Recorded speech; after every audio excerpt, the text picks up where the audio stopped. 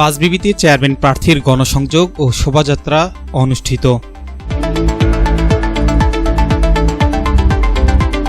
আসসালামু আলাইকুম। এমকে টেলিভিশনের পক্ষ থেকে সবাইকে আন্তরিক শুভেচ্ছা জানাচ্ছি। আমি ইফতেখার। শুরুতেই শুনলেন সংবাদ শিরোনাম, এখন বিস্তারিত। পবিত্র ঈদুল আজহার দ্বিতীয় দিনে জয়পুরহাটের পাঁচবিবি উপজেলার ৭ নম্বর কুসুম্বা ইউনিয়ন পরিষদের সম্ভাব্য চেয়ারম্যান প্রার্থী ইঞ্জিনিয়ার আরিফুজ্জামান আরিফ ব্যাপক গণসংযোগ, কুশল বিনিময় ও মোটরসাইকেল শোভাযাত্রা করেছেন।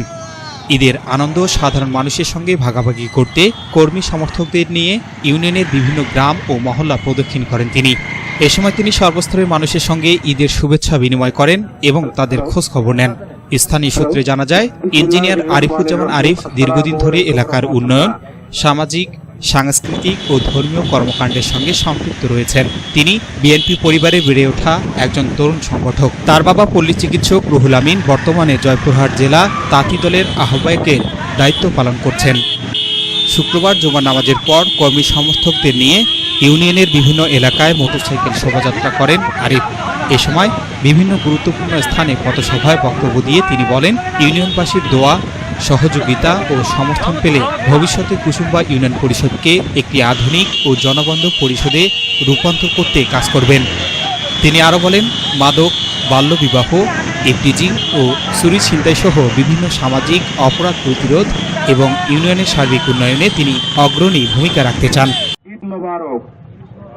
পবিত্র ঈদুল আজহার পরে আমি আমার কুসুম্বা ইউনিয়নবাসীকে একসঙ্গে নিয়ে ঈদের আনন্দ ভাগাভাগি করার জন্য সকলকে একসাথে নিয়ে আমার ইউনিয়নের প্রত্যেকটি দ্বারে দ্বারে যাওয়ার চেষ্টা করছি, যে আমরা সবাই ঐক্যবদ্ধভাবে যেন আগামীতে আমাদের ইউনিয়ন পরিষদকে একটি সুন্দর, আধুনিক ও মডেল ইউনিয়ন হিসেবে গড়ে তুলতে পারি।